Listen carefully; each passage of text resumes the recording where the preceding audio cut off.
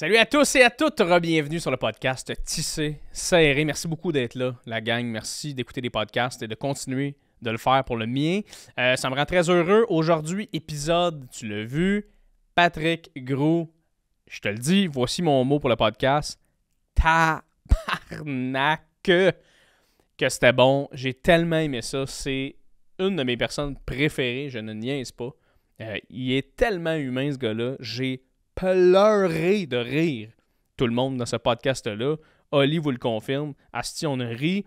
Mais aussi, on a été dans des endroits plus personnels, plus deep. Vous allez adorer ce podcast-là, tout le monde. C'est du tissé serré, tout craché. Ça n'a pas de crise de sens. Du gros plaisir aujourd'hui. Fait que merci beaucoup de vous être connectés, tout le monde.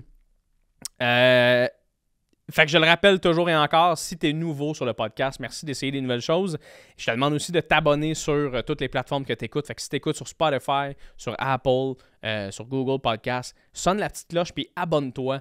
Ça va faire en sorte que tu vas voir tout ce qu'on poste ici à Tissé Serré parce qu'on poste à chaque semaine. J'essaie le plus possible de garder le chaque semaine et ça marche pas tout le temps, mais je suis là à peu près à chaque semaine, sauf une fois aux 7 mois. Fait qu'abonnez-vous tout le monde. Merci aux gens sur Patreon d'être abonnés. On se rappelle que si tu t'abonnes à mon Patreon pour 5$ par mois, tu as accès aussi au podcast G en famille, moi qui reçois des amis et on jase et on boit. Et ça l'échappe. J'ai reçu tout récemment Matt Doff, Chloé Deblois et Mathieu Pepper. Je reçois bientôt mes amis Bisaillon, Mégane Brouillard, Charles-Antoine Desgranges. Je reçois Jessica Chartrand avec Sinem Cara et Josiane Aubuchon. Plein de petites gangs différentes, tout le monde. Et c'est des podcasts vraiment, vraiment le fun.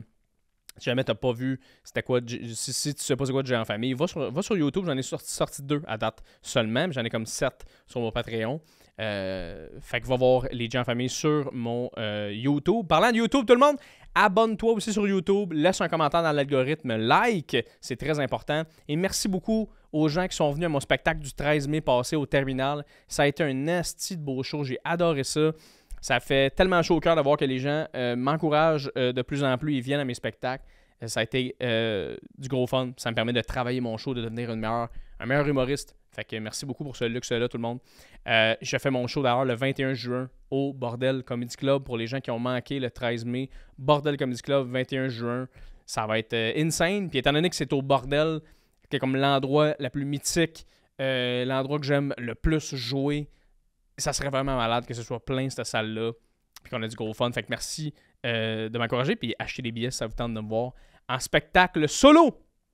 Et sans plus attendre, tout le monde, je vous laisse avec ce podcast qui est un de mes podcasts préférés de l'année, tout le monde, avec Patrick Gros.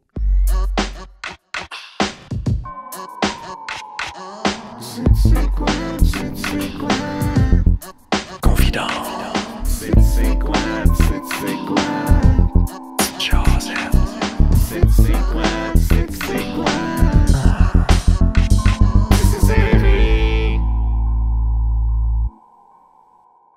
Ah, mais moi tu vois, je pense que je commence à avoir des allergies. Parce que moi, ça fait comme 3 semaines là, que je renifle. Là. Tu sais, je me suis testé, j'ai pas rien, mais là, tout le temps en train de me renifler. Je fais comme. Bon, non, c'est ça. Ben, moi, ça se peut que ce soit C'est là que ça se passe. Mais ça arrive. C'est les arbres, hein? Tout le monde pense que le pollen, c'est les fleurs. C'est le pollen des arbres. C'est le boulot. Qui cause des. Ouais, le boulot. Il y en a une coupe d'arbres qui. Moi, je suis allergique à tout ça. Là. Tu veux? Ouais. Le podcast, c'est-tu commencé, là, mes Oui, monsieur, hein? On l'a pogné. Ça commence. On l'a pogné. Hein? Pat Gros est allergique aux arbres. C'est pas ça à personne, là. Oh, man, je suis tellement content de te voir, Pat. Merci beaucoup d'être là. Hey, moi, je suis content. Merci de m'inviter. Ça fait plaisir. Je suis désolé de le parking. Le quoi? Le parking. What a petit parking, vous autres. Ah, c'est merveilleux, le centre-ville, le Vieux-Montréal. Sauf qu'il n'y a pas de parking. Il y a plus Moi, c'est rendu un problème dans ma vie, là. Y a-tu du parking? Là, y a-tu du parking? Ça me rend malheureux. Ah, c'est sûr. Le trafic. Toi, t'habites où? T'es sur la Rive-Nord? Moi, je suis sur la Rive-Nord depuis longtemps, depuis Saint-Colomban. Ah, ouais? Depuis 16 ans. Caroline. Fait que, ouais. C'est un petit peu avant Saint-Jérôme, c'est ça? C'est, ouais. Si tu regardes ça à la carte, là, c'est à gauche de Saint-Jérôme, oui. Au-dessus de Mirabel. OK. Fait que c'est à l'ouest un peu. Ouais, Parfait. exact. Mais j'adore ça. C'est un beau coin. On est dans le bois, on est bien. Puis là, j'essaye de vendre ma maison. C'est vrai? Ça fait 1 an qu'elle est à vendre. Es-tu sérieux? Oui. T'as-tu fait Avec le marché qu'on a en ce moment, puis les hauts, les bas, l'inflation, les taux d'intérêt. J'ai mis ma maison à vendre, puis tout ça, ça a commencé d'une traite. Puis je me disais, mais quel mauvais timing. OK, ouais. Parce que tout le monde vendait, pendant la COVID, puis tout ça, ils ont... t'es arrivé marché, comme un moi, je suis arrivé trop tard, mais tu sais, le marché était complètement déstabilisé à un moment donné. Ça n'avait plus d'allure. Là, le monde payait 800 000 pour des maisons à 300 000. Mais oui, non, oublie ça. Là, les surenchères de 150 000, tu fais comme il y a 12 personnes qui veulent la maison, oublie ça. C'est incroyable. Tu vois, j'ai un ami en ce moment qui vend une maison, puis qui l'a, je sais pas pourquoi il a fait ça, mais qui l'a jacké, je pense, à 800 000, mais le sous-sol pas fini. Là, on a regardé ça. Tu Chris, Bodé, 800 000, je suis pas sûr de... tu vois, il n'est pas capable de vendre pendant tout. Puis là, tu fais, peut-être qu'aussi qu'il y a l'aspect de... Là, tu sais, les gens qui ont voulu... Je sais pas si c'est toi que vous avez fait ça comme stratégie, mais tu sais, le monde qui essaie de vendre à cause de la pandémie, qui se sont dit, Colin, je peux vendre ça cher. À un moment donné, c'est parce que... On dit qu'on teste le marché aussi. Fait qu'au début, tu le testes. Moi, j'ai baissé mon prix. Mais tu sais, ça valait ça. C'était pas un mauvais prix. J'ai regardé ce qui se passait autour aussi, puis ce que j'avais. Puis moi, je sais ce que j'ai investi là-bas. Là, t'sais. Fait que c'est ça. Mais c'est un choix. C'est de moi, mes enfants sont nés là. Fait que, c'est la maison familiale. Là. C'est comme une grosse décision familiale. Moi, j'ai acheté une terre. C'est comme... j'ai comme décidé à un moment donné de me pitcher, de me lancer, puis d'y aller. Moi, je rêve à ça depuis que je suis tout petit. J'ai toujours été un gars de bois. J'aime le bois. Fait que... puis là, je l'ai fait. Mais, tu sais... Fait que t'as des acres, là. J'ai bien des acres. C'est comment ça fonctionne, ça, des acres? Ben, des acres, c'est-tu 43 000 pieds carrés? On a un recherchiste ici, peut-être qu'il va vérifier. Il me semble que c'est ça. 43 000 pieds carrés. Okay. Ça donne un acre, je pense. 4047 mètres carrés. 4047 mètres carrés. C'est quoi ça en pieds carrés? C'est quoi en pieds, ça, en ligne? Après ça, tu nous dirais en pouces. 43 560. Bon, tu vois, c'est 43 000 quelque chose, ouais. OK, 43 000. Ça, c'est un acre. Toi, t'as combien d'acres? Ben là, à Saint-Colomban, j'ai comme 2 acres, mettons. Okay. C'est quand même gros, là. Je suis dans le bois. Nice. Mais tu sais, j'ai des voisins que j'adore, là. Hein? Mais je suis tanné. Mais je suis tanné. Ils comptent tout le temps les mêmes histoires, esti. C'est tout le temps la même affaire. C'est plate. Non, c'est une blague. Mais non, c'est ça. Mais là, j'ai beaucoup d'acres. J'ai au-dessus de 200 acres. Wow. OK, attends. Fait que là, tu vends celle à Saint-Colomban. Ouais. Puis là, tu as déjà acheté ailleurs? Ouais. Je me suis mis dans la marde. Je peux bien comprendre qu'il est stressé dans le trafic un matin. Non, mais écoute, faut prendre des risques. Hein? Oui, effectivement. Non, mais j'ai eu un meeting familial. Là. On s'est assis avec les 2 kids. Puis là, j'ai dit, écoute, papa a trouvé une terre. C'est un peu loin. 2h15 de Montréal. OK. Mais il y a de l'espace. On a un petit lac sur la terre.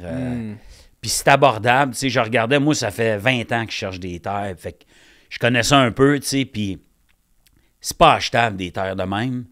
Puis plus tu t'éloignes, ben plus c'est abordable, puis plus ça se peut, tu sais. Puis j'ai trouvé une petite place. Moi, je suis à Lac-Saguet. Une demi-heure avant Mont-Laurier. OK. Fait que c'est à peu près à 45 minutes de Tremblant, mettons, passé Tremblant. Nice. Mais tu sais, c'est malade, là. On a la paix, on fait ce qu'on veut. C'est vraiment trippant, là. Puis tes kids, ils ont quel âge?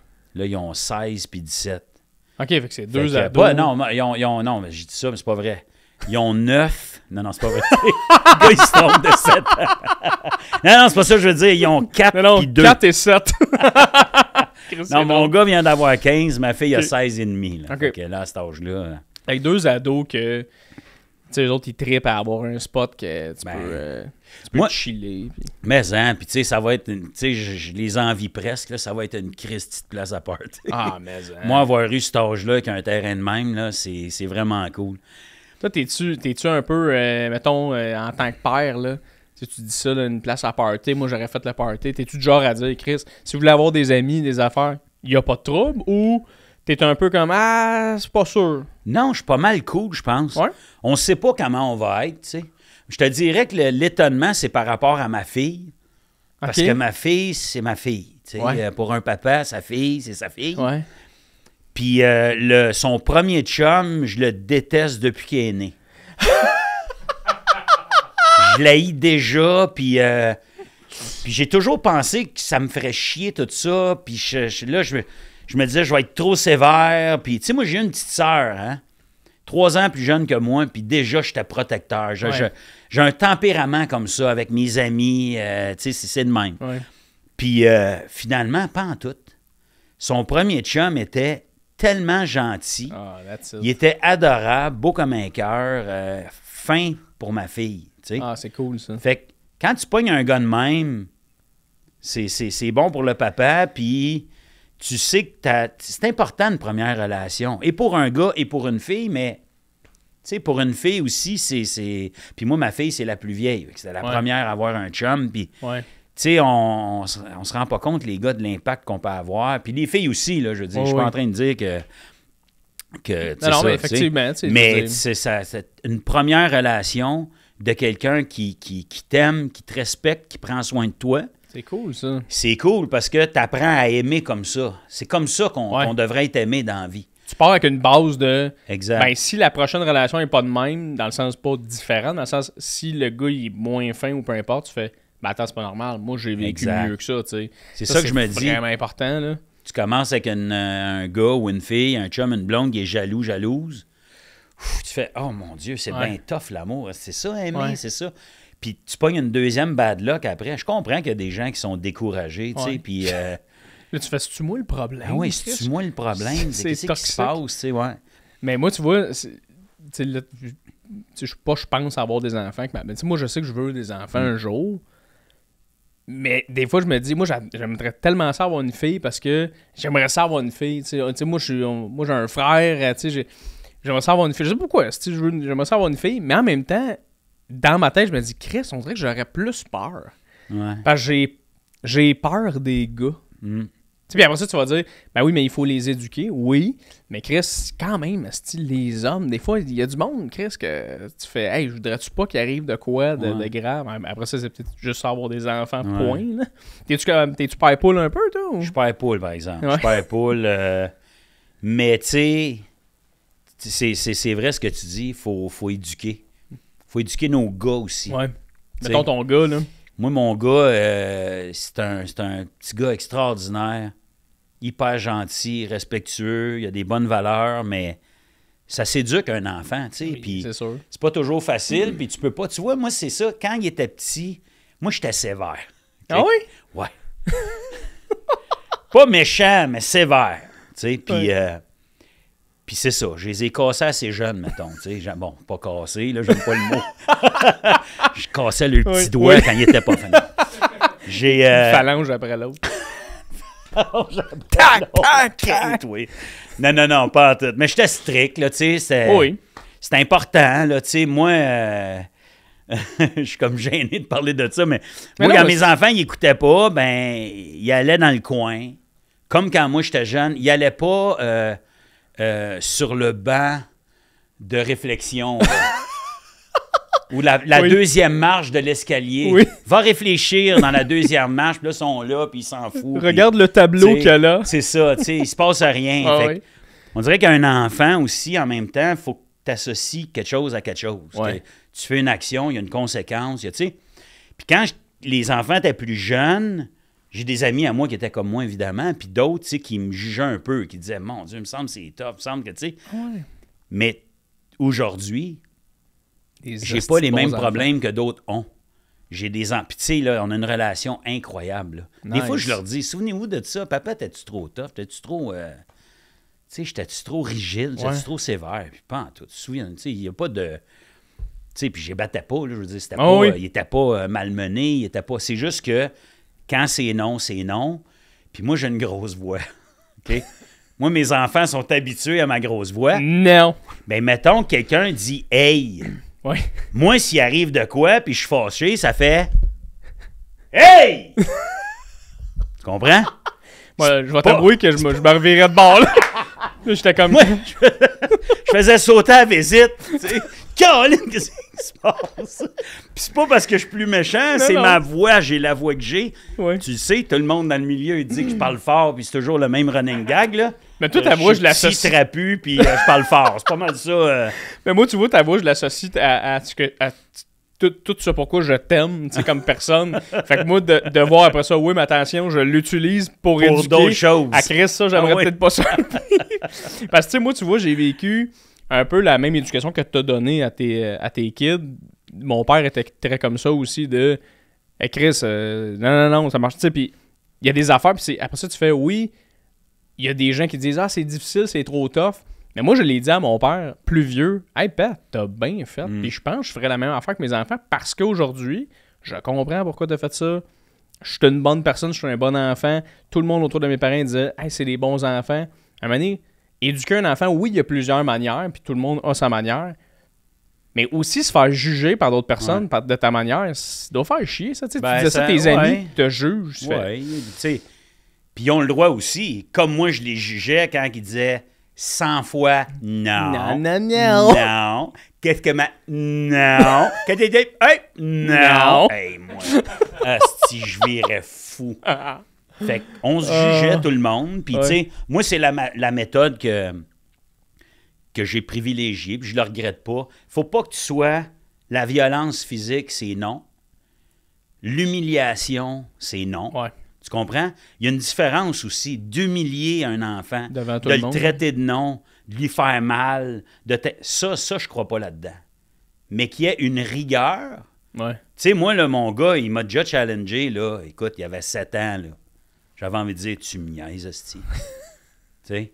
Mais il me tenait tête, là, puis il me regardait de même, là, puis c'était juste de le regarder avec mes beaux yeux, là, puis juste une petite main, là, sur l'épaule. Une petite main ferme, là. Juste un petit quelque chose. Juste une petite nuit dans le chat d'Abois. Parce que, ouais. Une nuit. Quand il était jeune, je disais des fois, veux-tu que j'aille à t'accrocher après un arbre puis passer la nuit là? Mais non. Mais ça doit être fucké, ça. D'accrocher son enfant sur un arbre. Oui, ça. C'est weird. Au début, t'as peur. Les premières fois, c'est bizarre, mais tu t'habitues. Moi, je m'en allais dire quelque chose d'horrible. Tu peux, c'est un podcast. Non, je le dirai pas pareil. Il y a 12 personnes. OK, on commence le podcast là. OK, on y va. Mais non, j'allais dire, ce qui est bizarre... Qu'est-ce que c'est, j'allais dire? Ah oui, ce qui doit être bizarre quand t'as un jeune adolescent, garçon, qui veut tranquillement te challenger, parce que c'est ça, les garçons, c'est un moment donné, mâle alpha, je challenge. Ouais. Ça doit être fucké, ça, ton gars, il a 7 ans, puis... Là, tu fais, OK, là, tu la joues de même, là. Ça, c'est des affaires, je fais, j'aimerais savoir les enfants, mais il y a des bouts que j'ai pas le goût de faire.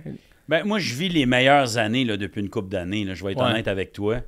Puis, tu sais, je dis mon gars, là, ma fille a quelque chose, là. Mon gars a du caractère, mon gars, il est plus doux, tu sais. Ma fille aussi, c'est normal, c'est de tester tes limites. Hey, l'apprentissage, c'est quelque chose, là. Tu sais, tu regardes dans le règne animal, les mamans ours, puis tout ça, puis tu sais, l'éducation se fait traiter. C'est ta job. Tu sais, il y a tellement de parents qui veulent être amis avec... Moi, là, je leur ai dit à mes enfants, moi, je suis ton père. Puis quand tu vas être 18, ils le savent, là. Je vais devenir ton chum, puis tu ne créeras pas ça. Non, mais tu sais, je suis ton père. Il y a plein d'affaires que je fais qui me fait de la peine. Tu sais, moi, quand j'ai chicané quand il était jeune, mettons, là, où il y avait une conséquence, là, la mère de mes enfants, dans ce temps-là, elle riait de moi parce que moi, je tiens mon bout, puis quand c'est non, c'est non. Mais après ça, j'allais broyer dans la salle de lavage, tu sais. Oh, oui, parce que j'avais le cœur brisé, puis si j'avais été leur chum, j'aurais jamais fait ça. Fais ce que tu veux, il n'y en aurait pas de conséquences. Ben oui, colle tes crottes de nez partout, là, puis tu feras ça quand tu vas avoir 15 ans. Puis, à un moment donné, ça prend une rigueur, ça prend quelque chose, mais ça brise le cœur d'essayer d'être un bon parent, puis d'essayer de... Puis je leur dis des fois, patientez. À 18 ans, vous allez être des adultes. Mais jusque-là, c'est plate, c'est moi qui décide. Oui, effectivement. C'est drôle parce que je parlais avec une couple de podcasts, je parlais avec Jonathan Roberge, qui lui, c'était tout l'inverse qu'il me disait, c'était moi, je suis un chum à mon gars, puis on se parle, quand il y a un problème, on se le dit. Puis je trouve ça intéressant, pour vrai, ce côté-là. puis ça marche, il y a des bons enfants. Puis toi, l'inverse, c'est pas la même façon, et ça marche, il y a des bons enfants. Après ça... Mais on parle, on a une relation. Là. Oui, c'est ça. Tu comprends ce que je veux dire? C'est que il y a une limite à un moment donné, puis Jonathan dirait la même affaire, tu sais. Fait qu'il y a comme une limite où tu peux pas, à un moment donné, c'est pas ton enfant qui va te dire quoi faire, puis qui va t'élever, puis tu sais, fait. Mais t'as raison, c'est tough, puis la ligne est mince entre ce qui est correct des fois, puis qui est pas correct, puis tu le sais pas, puis chaque enfant est différent, chaque parent est différent. Mais je te contais tout ça tantôt, j'essayais de voir le lien, c'est parce qu'aujourd'hui, j'ai une relation extraordinaire avec mes enfants. Puis depuis longtemps. Puis c'est le fun de sortir avec eux autres. Ce qui fait qu'on allait au resto quand ils étaient jeunes. Des fois, on sortait dans des places cool. Puis c'est important pour mes enfants qui goûtent à toutes sortes d'affaires, qui connaissent des affaires. Nous autres, on imposait du fromage bleu à mon gars quand il était jeune. Moi, j'aime tout. T'aimes ça. Je suis pas difficile. Moi, je mange de tout dans la vie. Puis j'aime ça. Je suis un gourmand, tu sais. Toi aussi, hein? Ah oui, oui. C'est le fun aussi pour voyager. Tu sais, mettons, tes enfants, ils vont chez des amis, des parents d'amis, ils font de la bouffe. Tu sais, moi, j'en ai vécu, là, des fois, des amis, ils venaient chez nous, on mange différemment ou quelque chose que j'aimais manger, puis j'aime pas ça. T'as l'air câble, là, de dire à la famille de ton ami, j'aime pas ça. Chris, attends, là. Mange, Moi, mes parents me disaient ça, tu manges, tu fermes ta gueule, si t'aimes pas ça, tu t'avales, là, si on s'en crisse, tu le fais. Au moins, tu l'as essayé. Oui, c'est ça, tu sais. Mais, en tout cas, bref, tout pour dire que c'est ça. Fait que, pour voyager aussi, c'est le fun après ça quand tu manges. T'es pas difficile parce que les deux, on connaît notre bon vieux chum Pinot. Chris Pinot, il mange fuck all. Rien. Une tomate, puis il fait Chris, arrête. Incroyable. C'est Pinot. Je croyais pas ça au début, moi. C'est incroyable. Toi, mettons, ta relation avec tous tes parents, c'était comment? C'était-tu une relation qui était semblable à ce que tu donnes? Non. Pas du tout? Non. C'était complètement différent. C'est une autre génération. Ouais. Hey, mon père, j'embarquerai pas là-dedans. C'était d'autres choses. OK. C'était plus rigide, c'était plus sévère, plus... c'est ça, plus. Oh oui. Puis, ma mère, ben c'était... Comment dire? C'est une génération de mamans qui était... Je pense que c'était de l'insécurité. Je pense que c'est une génération... Tu sais, on regarde je regarde ma jeune fille aujourd'hui, puis je suis content quand même. On a fait un bout, surtout, je dirais, dans les dernières années, on a fait un méchant bout. Mais dans les 10 dernières années, on évolue par rapport à plein d'affaires. Puis ça fait que c'est des enfants qui sont déniaisés. Qui sont consciencieux. Oui, puis qui acceptent, puis qui aiment, puis qui tu sais, c'est... Cool. Plus qu'à l'époque, en tout cas, tu sais. Fait ouais. Puis je pense que les générations de mes parents... Puis de ma mère, ça c'est mon opinion, je dis pas que j'ai raison, mais elle a 74 ans, il y a peut-être des enfants qui vont se reconnaître de ma génération, c'est que c'était la femme libérée, mais c'était pas clair non plus jusqu'à quel point, jusqu'où il pouvait aller, tu sais. OK. C'était encore... Fait que je pense qu'il y avait beaucoup d'insécurité encore. Je dis pas que c'était comme ça pour toutes les femmes. Mais je dis que la mère, les parents, mettons, les mamans de mes amis, puis tu sais, qui ont à peu près cet âge-là, là, entre 70 et 80, oui, mais c'est encore pas clair, tu sais. C'était encore pas clair il y a 20 ans, la place des femmes dans notre société. Ouais, c'est ça. Mais je me souviens qu'il y avait quelque chose d'assumé, puis de dire, tu sais, la femme libérée qui appelait dans le temps, imagine. C'est ridicule. Fait que je pense que ça faisait des mamans qui étaient plus mère-poule, plus... Je pense que leur insécurité, leur manque de confiance passait dans des mamans plus fatigantes, mettons. Okay. Plus t'as-tu fait ça tout le temps, tu sais, de l'espèce de... Puis il devait y avoir de la pression, puis là, je parle pas nécessairement pour toi, mais peut-être pour cette génération-là, mais il devait y avoir de la pression aussi de... Tu sais, à cette époque-là, les pères, c'était pas tout le temps... Tu sais, c'était souvent un rôle de t'es au travail, puis l'éducation, c'est pas toi qui s'en occupe tant que ça. Est-ce que, il y avait peut-être ça aussi de la mère, elle avait toute la pression de l'éducation. Moi, en plus de ça, tu travailles t'es à la maison, t'es tout seul, t'as pas de sexe, Chris, il y a ça, là. Hey, j'ai jasé avec ma grand-mère, il y a pas long, elle m'a dit, moi, toutes mes amies de filles, là, de ce temps-là, ils trompaient tous leur mari, là, quand ils pouvaient, là. T'as pas de cul, t'as pas de cul. Ouais. Zéro cul, t'es chez vous, t'as le goût, ils ont une libido, là, Chris, ces femmes-là, tu sais. Fait que je sais pas si c'est ça qui s'est passé avec ta mère. Non, je pense pas, je sais pas. Je suis jamais allé jusque-là avec elle. Moi qui fais une petite parenthèse pour dire ta mère, elle devait fourrer. Ah ouais, c'est ça. Maman, On attend ton appel. Mais c'est une femme extraordinaire, mais qui avait plus d'emprise sur ses enfants. Il y a la religion là-dedans, il y a toute cette espèce de... C'était compliqué, je trouve, pour cette génération-là. Alors qu'aujourd'hui, on a un laisser-aller quand même. J'ose espérer que les mères sont moins fatigantes. Je dis pas que la mère l'était, ma mère l'était, là. Oui, oui. Je dis que... Oui, mais c'est ça. C'est normal. Elle va m'appeler, là. Elle a un grand sens d'humour, quand même. Mais aujourd'hui, il y a plus de ça. Il y a plus de discussions. Ouais. Moi, je m'assois avec mes enfants, puis depuis très longtemps, on jase de toutes sortes d'affaires, tu sais. Depuis qu'ils sont tout petits. Qu'est-ce que tu veux faire dans la vie? T'aimes quoi, toi? Qu'est-ce que tu veux? Qu'est-ce que tu sais? De leur apprendre l'espèce de liberté de choix, d'être ce que tu veux dans la vie, puis d'aimer, d'accepter les autres, d'être en ouverture, tu sais... Je me souviens pas avoir ces conversations-là, moi. Puis d'un moment donné, autant, c'est ça que je voulais dire, hey, je le dirai jamais. Je disais que j'étais rigide avec mes enfants plus jeunes, puis j'étais sévère, puis tout ça. Autant que depuis qu'ils ont 10-12 ans, je le suis plus.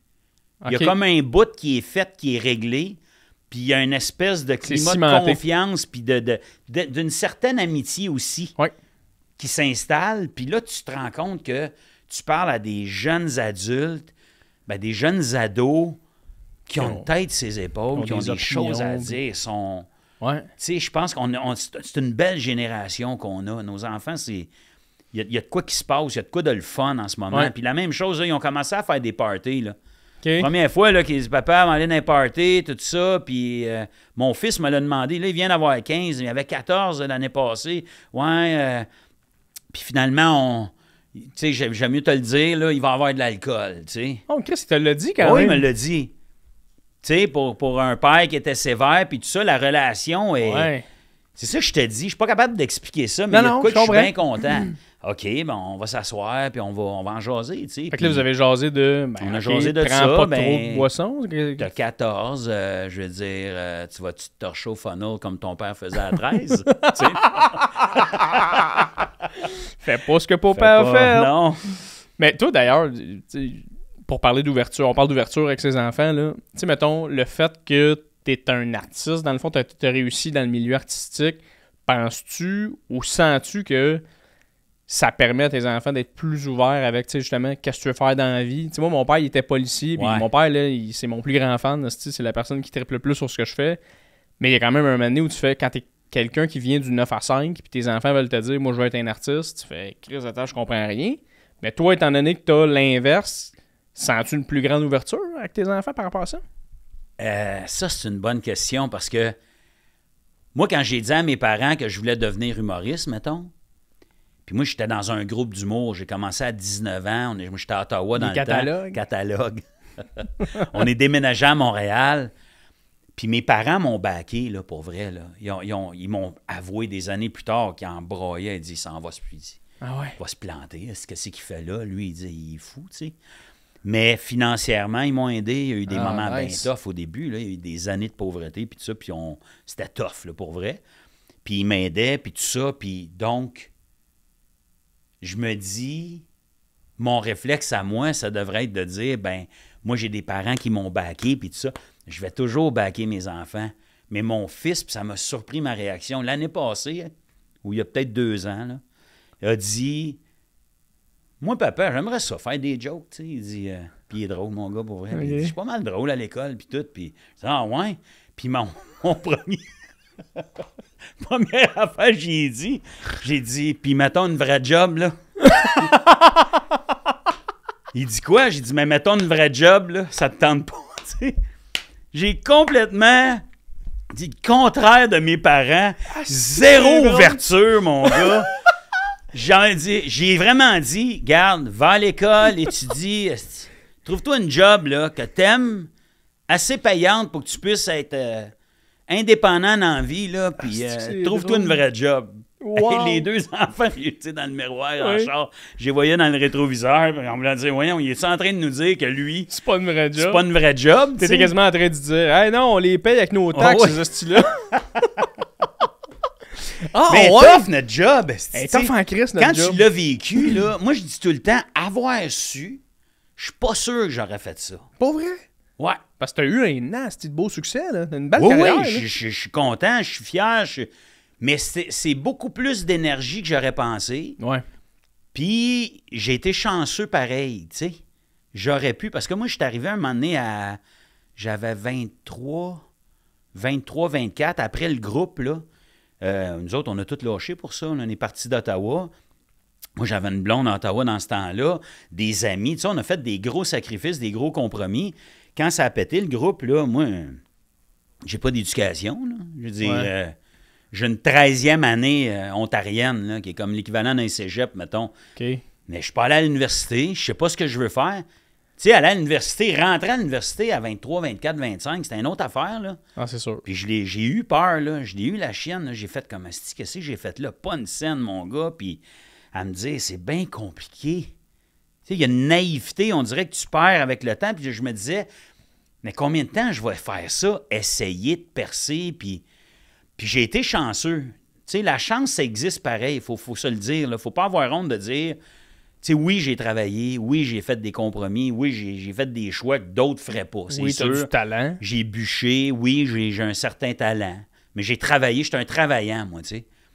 Mais puis souvent, on dit que c'est 80% travail, 20% talent, mais même à ça, même si tu as du talent puis tu travailles, ça prend un peu de chance aussi. Ouais, Autant que des fois, je trouve que j'ai été malchanceux, autant que j'ai été très chanceux aussi. Ça prend du timing, ça prend plein d'affaires. Tu sais, fait que c'est plus tough que j'aurais pensé quand je suis parti avec mes chums à 19 ans, d'une van, lettré, catalogue, nos manteaux de tournée. Ah oui. Oh, oui. Là, tu te visualises, là, on va faire le Saint-Denis. Puis exact. On va être chum avec RBO, on va se faire des soupers avec eux autres, 2 groupes. 2 ans plus tard. Bon! J'ai fait une dépression en plus. Ah ouais, à 23 ans. Tu le savais-tu, mettons, ou là, quand tu y repenses, tu fais « Ah, c'était clairement une dépression. » Écoute, j'étais malheureux en esti. Je savais que ça allait pas bien, là. OK, ouais. Je pensais j'allais tellement pas bien que... Parce que ça a duré comme 1 an. Puis tu sais, une dépression, là, ça peut être bien des affaires. Ça peut être un épuisement. Ça peut être... moi, dans mon cas, ça a été un choc. OK. C'est ça qui m'a comme crissé à terre, là. J'étais plus dans mon groupe d'humour. Entre Noël et jour de l'an, je loue un appartement de marde, là. OK. Puis le gars, il a pas sorti ses boîtes, il était supposé. Moi, je rentre les miennes. Je suis pauvre, là. J'ai pas d'argent. J'étais un esti de fail, là. Ah. Puis là, tout le monde à Ottawa qui avait dit « Ouais, on ne sera jamais humoriste. Franco-ontarien, t'es à Ottawa, tu t'en vas à Montréal. » Tu sais, là, il y avait toute raison. Ouais. Mes parents m'aidaient des fois à arrondir les fins de mois. Ils m'ont aidé pendant 3-4 ans. Là, Puis là, puis là, je me mets à pleurer, mon gars, là, mais brailler, là, ça a duré 5 heures. Pas capable d'arrêter de brailler, assis sur une boîte. Là, je savais pas ce qui se passait, tu sais, mais je savais bien que j'allais pas bien.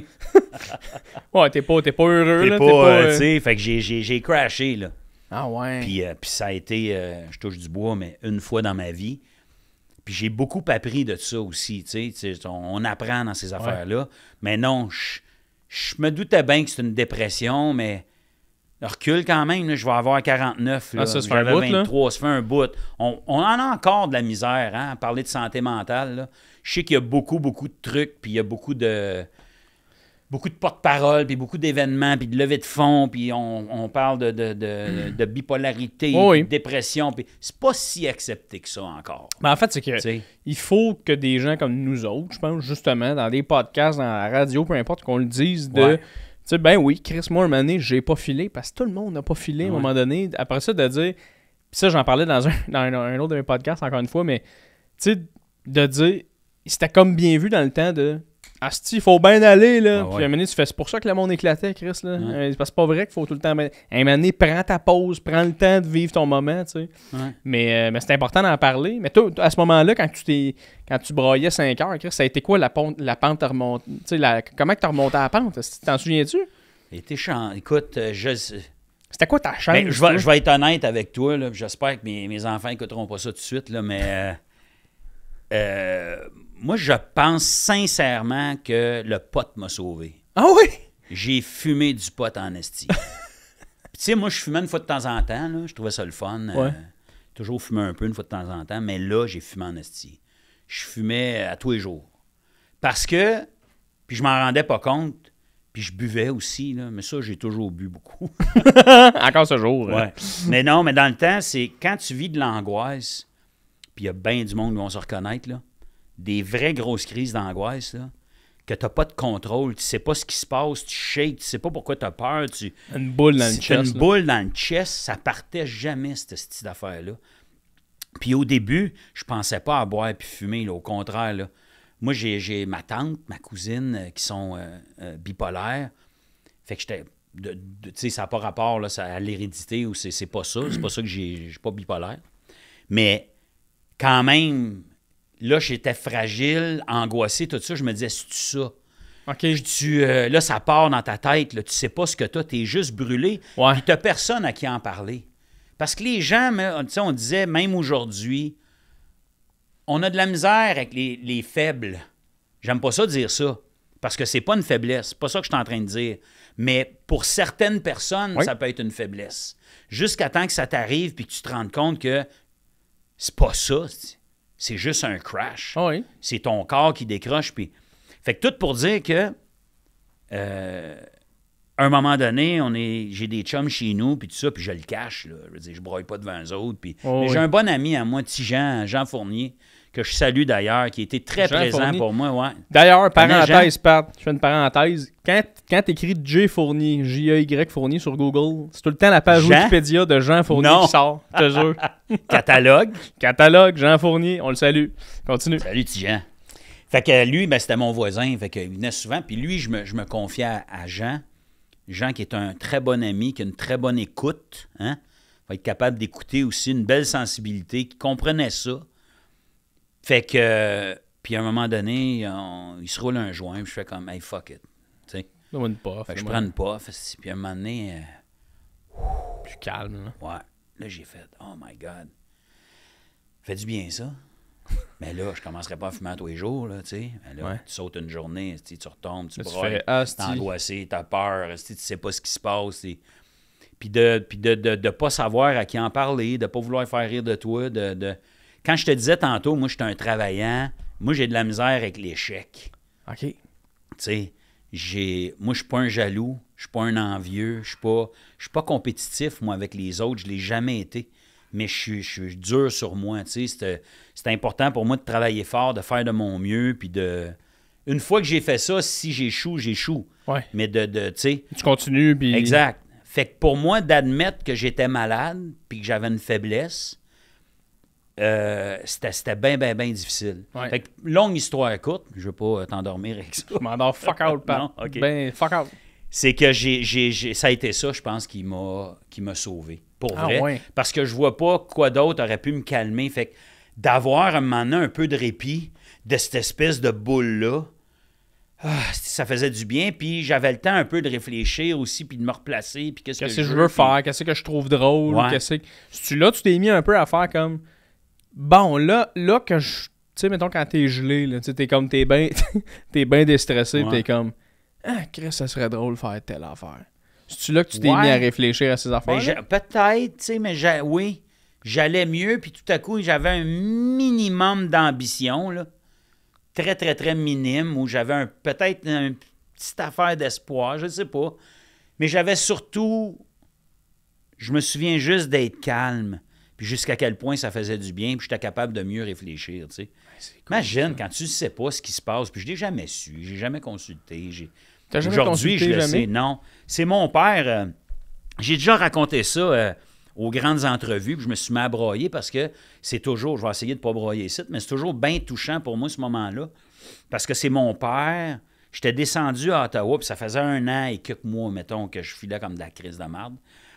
Puis je suis chez mes parents, puis tout ça. Puis à un moment donné, je sors dehors, je prends de l'air parce que j'ai une petite boule. Petite boule. Moi, c'était pas vraiment des crises d'angoisse, mais c'était des estis de boules dans le ventre. Là, tu sais, des papillons, mais pas le fun. 100%. Tu sais, des papillons trous de cul. Ouais. Pas des papillons amoureux, là. Des trous de cul. Qui mangent à l'intérieur. Oui, c'est ça. Fait que je sors dehors, puis mon père vient me voir, puis il dit ça va pas bien, hein, mon gars? Ben doux comme ça, tu sais. Puis je dis pourquoi tu dis ça? Puis il dit, garde, sais, on le sait, là. On te voit aller, t'as l'air triste. T'es pas comme ça d'habitude, tu sais. Puis, ben, j'ai dit oui, puis là, je me mets à broyer. On dirait que de juste cette tendresse-là, tu sais, puis pas toujours évidente d'un père de génération-là non plus. Tu sais, c'était moins comme ça. Même si mon père, tu sais, était doux aussi, puis en tout cas. Fait que là, je me mets à pleurer, puis tout ça, puis il dit « Qu'est-ce que t'as? » Tu sais, je dis « Asti, je fais le pas, je ne sais pas ce que j'ai, je suis perdu, je suis déçu, j'haïs tout, blablabla. » Puis là, je me confie un peu. Puis il dit « Tu sais, Pat, il dit des fois, la vie, c'est pas compliqué, hein? » Il dit « T'as deux choix, là. Là, t'as pris un chemin, mais il y en a un autre, là. Là, t'as pris celui d'avoir de la peine, de penser que tu ne vaux pas de la marde, d'être anxieux, de ci, de ça. Je suis pas en train de dire que c'est un choix, là, la maladie. C'est pas ça que je dis. Mais pour moi, ça a fait de quoi? Moi, ça a marché pour moi. Puis il a dit, t'as tellement de talent, Sti. T'es tellement beau, t'es tellement fin, t'es là. Tu sais, j'ai l'air d'un gars qui se vante, là. Mais non, Chris, c'est lui, il me disait ça pour m'encourager. Puis c'est vrai que j'étais bon en Chris. Non. Fait qu'il me dit, tu sais, t'es beau, t'as du talent, t'es capable, t'es un travaillant, t'as tout pour toi. Donne-toi un hostie de coup de pied dans le cul, là. Alors, reviens sur tes pas, puis prends ce chemin-là, hostie. Wow! J'ai essayé ce discours-là avec des amis, moi, qui ont fait des dépressions. Ça marche pas pour tout le monde. Essayez pas ça. Je suis pas en train de dire non plus que c'est facile de même, que tu te donnes un coup de pied dans le cul, puis c'est tout. Non. Je suis pas en train de dire que, tu sais, il y avait peut-être raison pour moi. Mais je suis son fils, fait qu'il me connaît. C'est ça. Moi, il fallait que je me fasse parler de même. Puis peut-être que venant de ton père, moi je suis pas psychologue, Chris, mais peut-être que venant de ton père, de te faire dire « Hey mon gars, t'as tout, asti. Ouais. Je te le dis, je suis fier. Let's go, là. Ouais. T'as tout. » Peut-être des fois, c'est le petit spark qui fait « Ah, Chris, c'est vrai, là. Let's go, là. J'ai demi-tour, là, mais on repart. » C'est peut-être juste ça que ça te prenait, asti. Ben, c'est ça, je pense. Puis je te jure, là, j'ai guéri là. Ah ouais, wow. Je suis reparti après, puis je suis revenu à Montréal, gros soleil. Ça faisait mes parents, j'avais pas de char, mais ils me prêtaient un char des fois, je pouvais l'amener à Montréal, je le ramenais, tout ça. Puis première fois de ma vie que je mettais depuis un an que je mettais de la musique dans le char. Puis je suis revenu à Montréal, puis j'étais correct. Ah, wow. C'est fou, hein? Des fois, c'est pour ça que je te dis que c'est...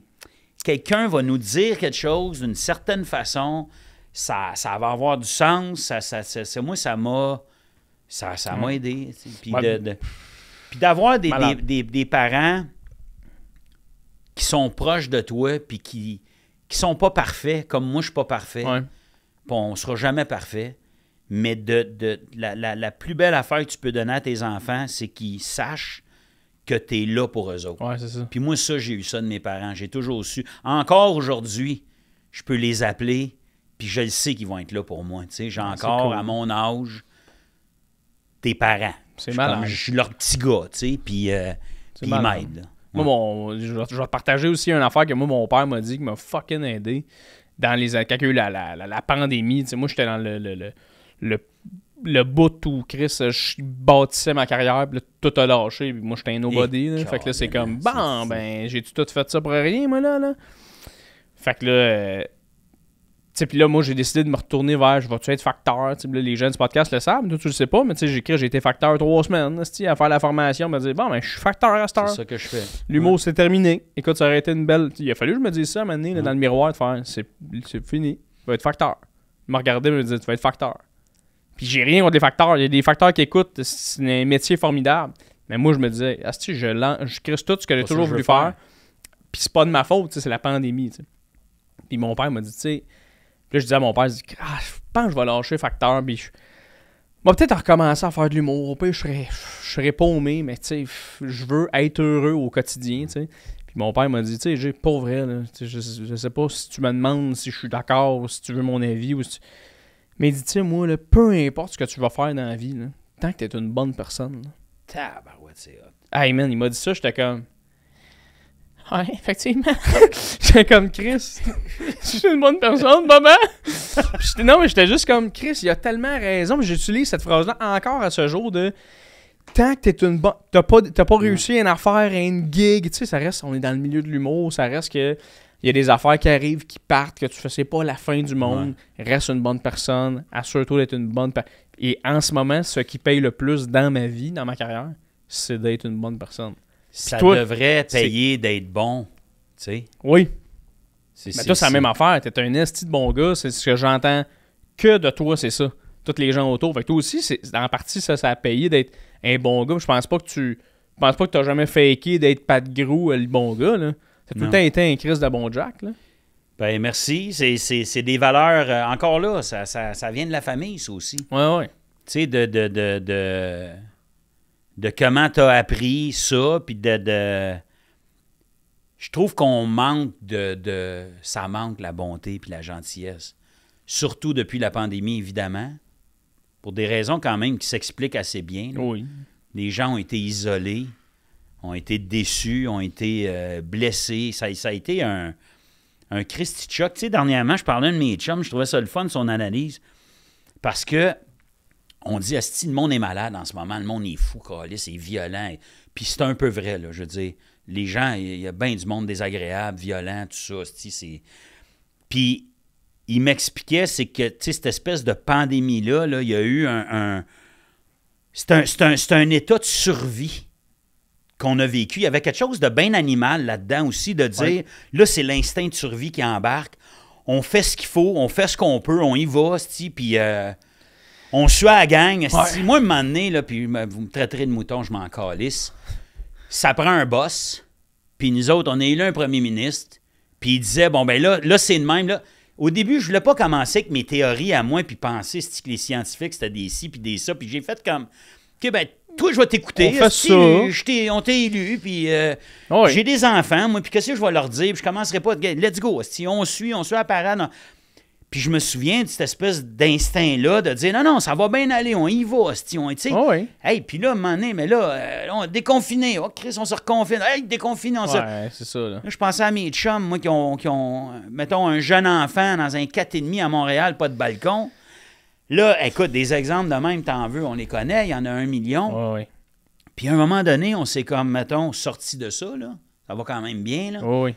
Puis c'est pareil comme pogner, je disais, moi, c'est pareil comme pogner un hostie de grippe dans le temps des fêtes, là. Tu sais, t'étais de même toute l'année, là.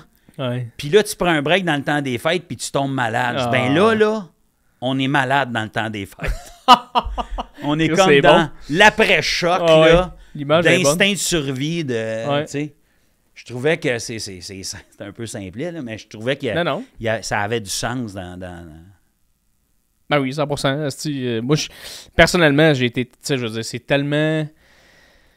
C'est quelque chose que personne n'a jamais vécu aussi. Là. Il y avait ça, cet aspect-là de... T'as beau dire aux gens, « Hey, comment est-ce qu'on va s'en... » On le sait pas. Tout le monde est des gens de 84, comme des gens de 22, comme des gens de 15. Tout le monde est en mode, on le sait pas, ce qui va se passer avec ça. Fait que moi, c'est ça qui me stressait. Peut-être cet instinct de survie-là aussi qui fait qu'il y en a, parce que quand t'es en survie, des fois, t'es pas fin non plus.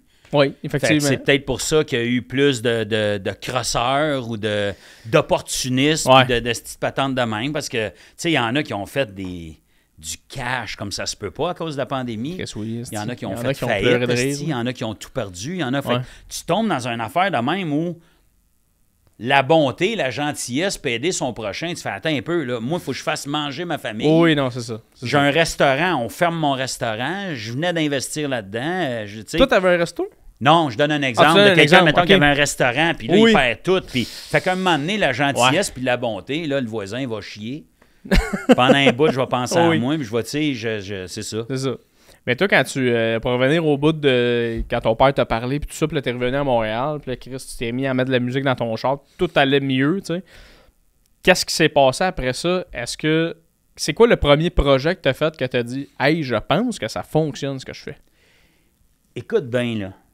Quand je suis revenu, là, je sais pas si tu connais mon personnage que je faisais avant de Simon Perron. Ben oui. Qui a des libellules. Ben, sur le banc de parc avec Mike. Avec Mike, ben oui. Simon Perron que je fais avec Henri.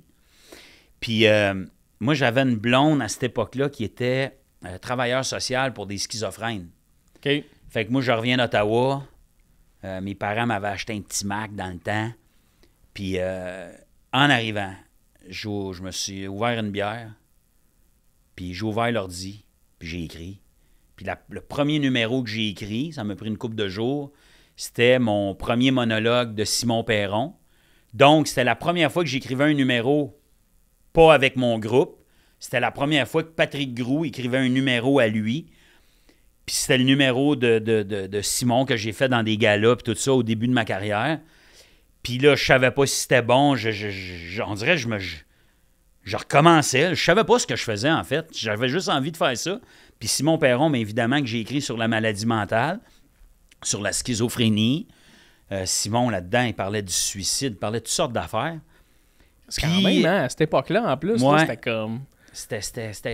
Écoute, c'était instinctif, on dirait, tu sais. Ouais. Puis Martin Petit, lycée, je l'ai souvent dit, qui était un de mes chums dans le temps, qui avait fait la mise en scène des catalogues, puis un gars bien généreux de son temps, puis tout ça. Puis j'avais dit, je vais t'envoyer de quoi, puis tu me diras ce que t'en penses. Puis ça a été déterminant pour moi. J'ai envoyé ça, puis Martin m'a rappelé, puis il m'a demandé d'écrire pour lui. Oh, nice. Là, j'ai dit, oh my God, esti, Martin Petit me demande d'écrire pour lui. Martin, dans le temps, il travaillait sur son premier one-man show. Il m'a avoué plus tard qu'il savait que j'étais un peu en détresse. C'était peut-être pas tant que ça pour mon talent. Tu sais, il a dit, non, tu sais, c'était bon, là, mais en même temps... T'as fait une faveur. Je savais que t'avais besoin d'un chum. Oh, lisse. Fait que check bien ça, la vie, esti. Là, Martin me rappelle tout ça. Il dit, ouais, c'est bon, c'est drôle, ça marche. Va l'essayer. Là, moi, je vais l'essayer. J'ai toujours travaillé en groupe, moi, fait qu'en marge, là. Ouais. Tu sais, nous autres, on faisait nos propres spectacles, on faisait des secondaires. Tu sais, c'était des bars dans le temps, à 4, avec des micro-casques puis des costumes. C'était trop compliqué. Fait que là, je dis, ben, où c'est que je peux roder ça, puis comment ça marche, puis à qui je parle, puis dadada, en tout cas. Bref. Puis la première réunion de Martin Petit, son script éditeur, c'est Sylvain Larocque. Fait que je me rends là-bas, puis il y a une table chez Sylvain. Il y a moi ici, Sylvain, Martin Petit, puis Louis-José Hood, qui est au bout de la table, que je connais pas, moi. Qui était pas Louis-José Hood encore dans ce temps-là. Il était fuck all comme moi, là. Oh, OK. Fait que Martin, lui, Louis-José était dans le même bureau de gérance ou je sais pas trop quoi. OK. Puis Martin, il avait dit, ben si tu veux, viens écrire, je cherche des auteurs pour mon show, puis je veux m'écrire un show. Fait que cette première réunion-là, c'était ça. Puis après ça, ben comme premier gérant, j'ai eu le gérant de Martin puis de Sylvain, qui est François Simard, parce qu'il était là. Puis après ça, tout a déboulé, je te le dis, là. Wow. Je m'étais donné 1 an, je me disais, tu sais, un moment donné, il y a une limite à l'acharnement, là. Oui. Je me suis dit, je vais essayer 1 an tout seul. Puis si ça marche pas, là, je retourne à l'université, je fais de quoi? J'aurais peut-être aimé ça être prof, moi. OK. Je trouve que ça se ressemble un peu. Oh, l'humour, prof, t'enseignes, tu parles, tu fais un ton show, tu sais. Puis finalement, écoute, ça a déboulé. Là. J'ai fait de la CNM dans le temps, le canal des nouvelles modifiées. J'ai été Morning Man à Montréal. Ils m'ont pris à CKMF dans le temps. La première génération de C'est encore drôle avec Michel Morin, Pierre Pagé, Mitsou, puis moi. Sacrément. Puis je te le dis. Grosse gig, là. Ouais. Ça a comme jamais arrêté. Mais t'étais-tu d'un tempérament de est-ce que c'est stressant ce qui se passe en ce moment ou t'étais comme hey, c'est trop incroyable, let's go? Un peu de tout ça. Oui. Mais en même temps, écoute, je travaillais tellement, là. Je travaillais 18 heures par jour dans ce temps-là. Là. Je me suis brûlé, brûlé, parce que, tu sais, j'étais morning man. Fait que je me levais à 4 heures, ou plutôt Pierre Fiola, qui est un auteur qu'on aime et qu'on me réveillait. Écoute, tous les matins? Ah, ça le faisait chier. Il m'en parlait dernièrement. Tu te souviens-tu quand fallait que je t'appelle? Je dis, Christ, tu m'appelais pas à tous les matins, là. Ben, il y a un bout, je t'appelais pas mal à tous les matins pour que tu te réveilles. J'étais complètement vidé. Parce que je faisais la radio, fait que je me levais à 4 heures. Puis nous autres, à chaque jour, on avait 6, on appelait ça des kickers, des quickies de 30 secondes à écrire, puis 2 numéros de 3 minutes. Puis le vendredi, j'écrivais une chanson d'actualité de la semaine. Puis je travaillais avec Pierre, parce que j'avais besoin de Pierre. J'avais trop de stock comme auteur, puis parce que Pierre, on travaille encore ensemble souvent. C'est un auteur, mais un gars que je respecte puis que j'aime beaucoup. Fait que on a fait ça. Puis après ça, on partait de la station. Après l'émission le matin, on partait, on allait à TQS. Puis là, on avait une réunion avec la gang de CNM. OK. Puis là, quand j'arrivais, il fallait faire à 19h le soir, en direct, un numéro qu'on n'avait pas écrit, là, à 10h le matin, parce que c'est un show sur l'actualité. Ah! Fait qu'à 10 heures, il y avait premier brainstorm, midi, première lecture, deuxième lecture. Après ça, rencontre les accessoires, rencontre les costumes, rencontre tout le monde. Puis à 7 heures, on est autour de la table avec un jeune Laurent Paquin, jeune Mike Ward, jeune Dominique Paquet, puis Martin Petit qui animait le show. Puis là, c'était ça. Fait qu'on faisait ça de 19h à 19h30. Après ça, on se faisait un petit recap. Moi, quand je revenais à la maison, là, j'écrivais mes sketchs du lendemain. Fait que là, Pierre Fiola m'envoyait des affaires, Puis je me couchais vers minuit, 1h, puis mon cadran sonnait à 4h. Fait que je recommençais. J'ai fait ça pendant 1 an et demi. Puis la fin de semaine, je faisais des spectacles. T'as pas le temps d'avoir une relation de couple, Misty? Ah. Non. Mais j'avais une blonde, puis... Désolé, Mélanie. Ah, mon Dieu. Pauvre elle, sérieux. Non, t'as pas le temps d'avoir une relation de couple. Mais c'est sûr, c'est bon, je veux dire que... C'est tough, mais ça se passe, puis t'as travaillé fort pour ça, c'est ton rêve, puis tu choisis ta carrière, puis après, tout va vite. Ouais. On dirait que depuis 1 an, là, je recommence un peu à penser à moi, là, puis à respirer, puis... Là, puis des fois, je me dis, what the fuck? Ça va faire 30 ans, je vais avoir 49 ans, moi, là. J'ai commencé à 19. Ça va faire 30 ans? Qu'est-ce qui s'est passé là? Tu sais, j'ai commencé à me faire connaître assez tard, moi, quand même. Ça m'a pris 7 ans à peu près pour pouvoir vivre de mon métier. Fait que 26 ans à peu près. Là, je suis passé de 12 000 $ par année à 60 quelques mille de même. Oh, wow. Fait que là, j'ai commencé à gagner ma vie, puis j'ai commencé à... Tu devais triper, par exemple. Ah oui, je tripais... Parce que, tu sais, je veux dire, moi, je connais ça, là, déjà, avoir fait 11 000 là, dans mon année. Là. Ouais. Après ça, je connais ça aussi, faire plus. Chris, juste ça, tu fais... Ah, mon Dieu. T'es-tu gâté, toi? Qu'est-ce que t'as fait, mettons, quand t'as commencé là, à faire de l'argent, puis, mettons, ton premier gros chèque, t'es-tu gâté? Moi, j'ai jamais fait l'affaire de ce chèque-là, je me gâte, parce que... T'avais peur qu'il n'y en ait pas un deuxième. Exactement, exactement. Fait que là, j'avais comme tout placé mes affaires, sauf que, je te dirais que pas mal à partir de cette année, en plus, là, je me suis plus gâté à faire « Hey, je veux un vélo. Je vais m'acheter un vélo. » Je me suis acheté un vélo. Là, je magasine un auto. Je vais m'acheter un auto. Fait que là, c'est des affaires que je fais pour moi en ce moment. C'est un luxe incroyable. Moi, je me rappellerai toujours, j'ai fait cégep en spectacle. J'animais cégep en spectacle quand j'étais au cégep à Montmorency. Puis la personne qui écrivait pour nous autres, c'était Benoît Chartier. Tu connais Benoît Chartier? Oui, je connais Benoît, certain. Puis moi, je voulais rentrer à l'école de l'humour. J'étais au cégep, j'avais 17 ans. Là, ça fait combien de temps, ça, mettons? C'était en 2013, ça. OK. Fait que ça fait 10 ans. 10 ans pile. Puis moi, j'avais dit à Ben Chartier, je dit, hey, moi, je veux rentrer à l'école de l'humour, je veux faire les auditions. Puis il m'avait dit, ah, tu seras pas pris. Tu seras pas pris. C'est le fun. Puis là, j'étais comme, pourquoi tu dis ça? Puis il dit, mais t'as 18 ans, t'as rien à dire, t'as rien fait. Il dit, tu seras pas pris. Attends-toi à ce que tu ne sois pas pris.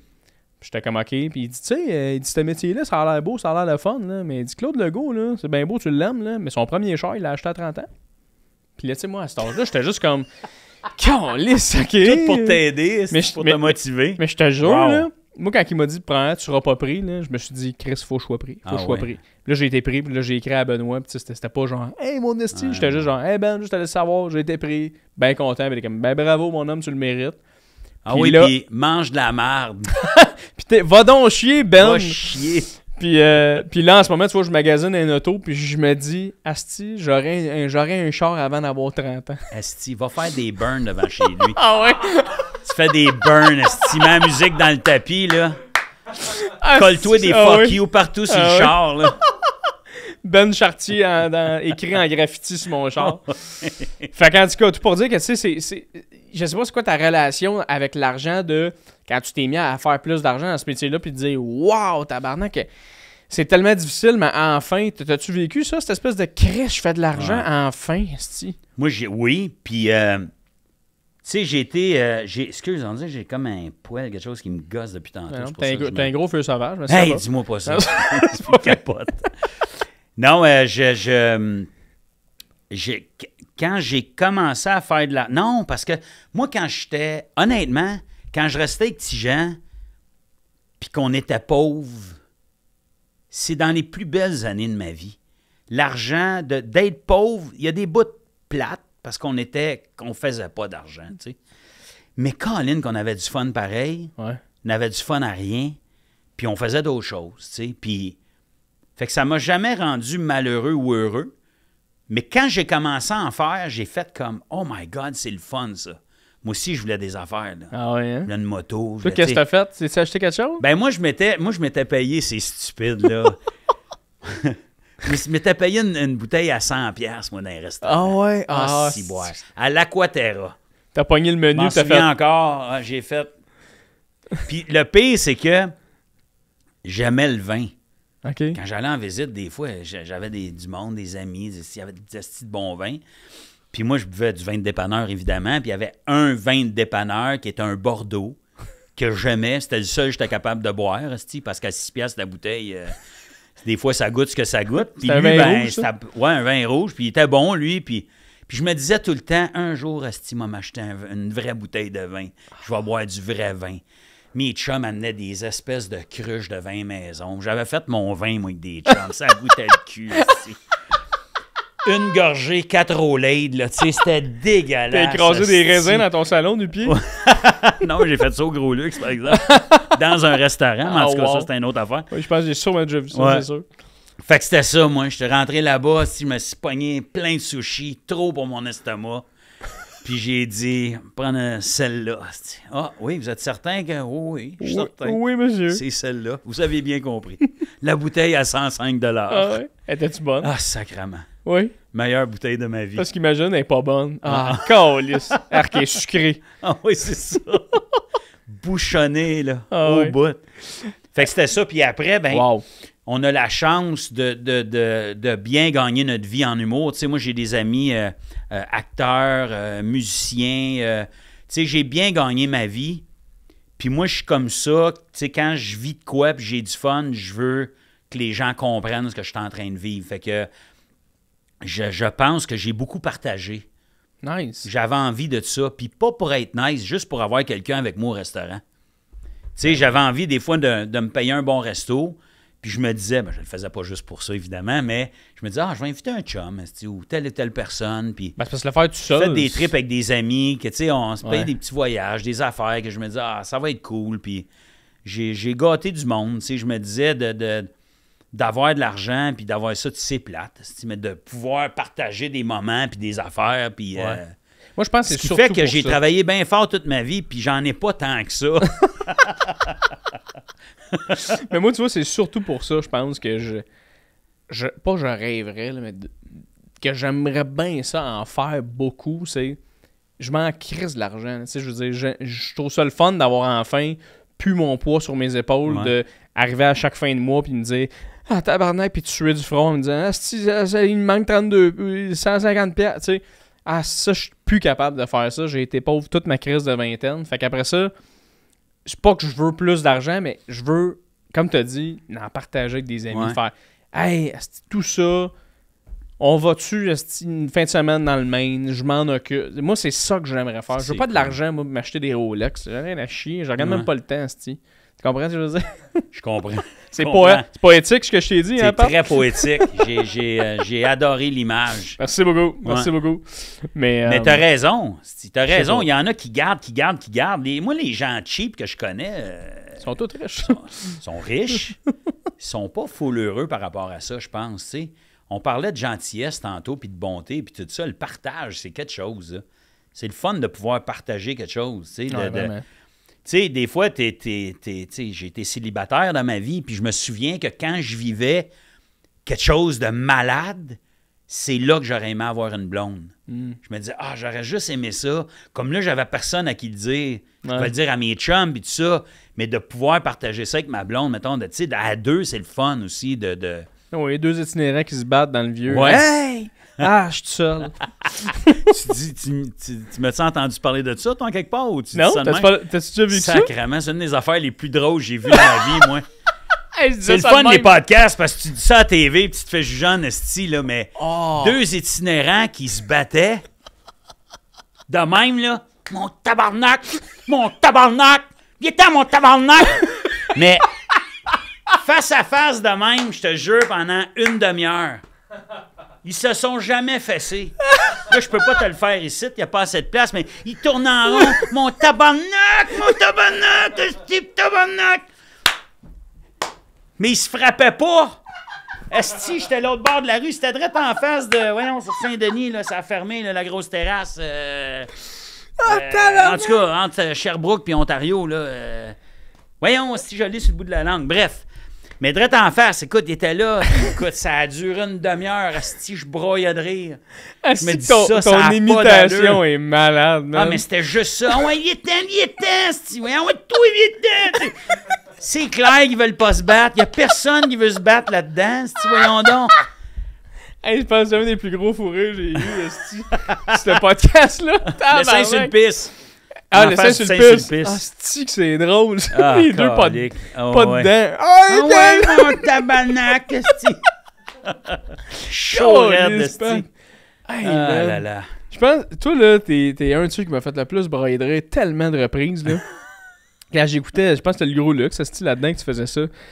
Tu sais, ça, je pense ça, là, je sais pas pourquoi je pense à ça en ce moment, là, mais je pense à ça, je pense, honnêtement, une fois par mois, là.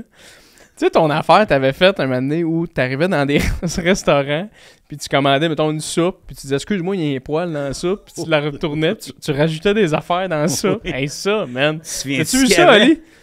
T'as jamais vu ça? Hey, man, un moment donné, il crissait un cadenas, il met un cadenas dans la soupe, excuse-moi, c'est parce qu'il y a un cadenas dans ma soupe.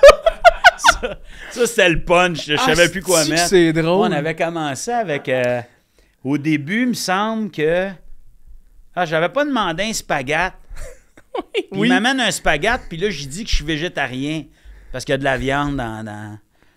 Fait qu'après ça, il m'en ramène un, puis je me souviens pas, là, mais il me semble, dans ma mémoire, c'est que je disais que c'était pas bon. Puis je disais, regarde, amène-moi une soupe. Fait qu'à la place, tu sais. Fait que déjà, si j'étais baveux. Oui. Puis là, il y avait un cheveu, un botch de cigarette. Oui. Ah, il y a un botch. Il l'a rendu au botch. Hey, excuse-moi, c'est niaiseux. Là, déjà, le gars, il dit, ouais, un botch. C'est un botch. Hey, là, il est tanné, là.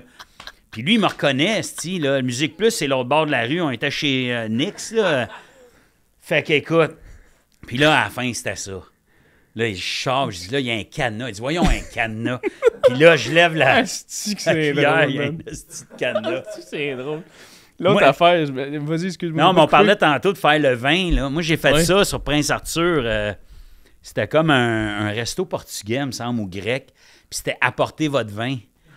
Fait que j'avais apporté une espèce de chaudière rustique avec mes raisins, du sucre, de l'eau, tout ça, tu sais. Fait qu'on a mis ça, on s'est installé, mais lui, il a pas vu ça, tu sais. Fait que j'enlève mes bas, je suis dans le restaurant, puis je commence à piétiner ça. Puis le gars, il arrive. Qu'est-ce que tu fais là aussi? Il est en tabarnak. Je dis, ben, vous avez dit apporter le vin. Il dit, non, mais apporter le vin, pas faire le vin. Il est en calvaire, là. Hey, je sais pas comment tu fais faire ces affaires-là. Le pire, c'est que c'est pas dans ma nature. Pour vrai? Non. Pierre Hébert, là, c'était un esti joueur de tour. Ah, lui, là. Il fait tout le temps des crises de tour. Ah, esti que j'haïs ça, moi, des joueurs de tour, esti dans la vie. Jean-Michel, c'est un joueur de tour. Il en a plein de même. Puis moi, ça me rend mal. J'aime pas ça, jouer des tours. Puis au Gros Luc, ça me prenait tout mon petit change pour faire ça. Ah ouais. Hey, là, j'étais gênant, Chris, là, de faire mon vin dans un restaurant. Tu sais, ça me gênait tout le temps. Puis les coups de cochon que t'as fait récemment. Coup de cochon, mais là, coup de cochon, j'animais plus. Ouais, t'étais plus en mode... Je les envoyais sur des missions, puis j'étais bien content, moi, de faire vivre ça à d'autres, là, tu sais, là. Mais non, je suis pas si joueur de tour, à part faire peur à Pinot. Ah, que ça en tournait avec Pinot. Combien de fois? Man. Hey, hein? Y a-tu déjà fait peur à Pinot? Ben oui, Chris. À cause de ça, surtout. Il réagit tellement bien. Ah, ben oui. Il est parfait. Il paralyse là, un bon 5 secondes. Là. Ah, il est parfait, ce gars-là, man. Il est parfait. Je l'aime tellement. Mais moi, fais-moi pas peur, Esti, je veux te tuer. Toi, tu vas puncher? Ah, je punch. Ouais, t'es-tu ce genre-là? Moi, j'ai tué des gens, hein.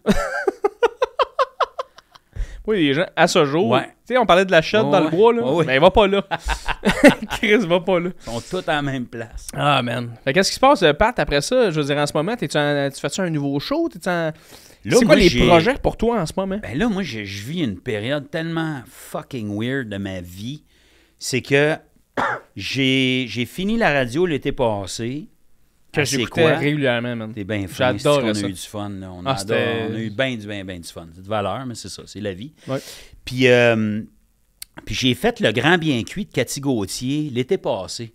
J'ai fait un numéro, puis c'est moi qui passe dernier. Puis je sais pas si vous avez déjà vu les Grands Bien Cuits, mais on est tous assis de même, comme face au public. Ouais. Puis l'invité est là. Fait que moi, je passe dernier avec mon numéro. Fait que tout le long du gala, je suis de même. T'es tourné vers la droite. Je suis tourné vers la droite, puis je suis stressé.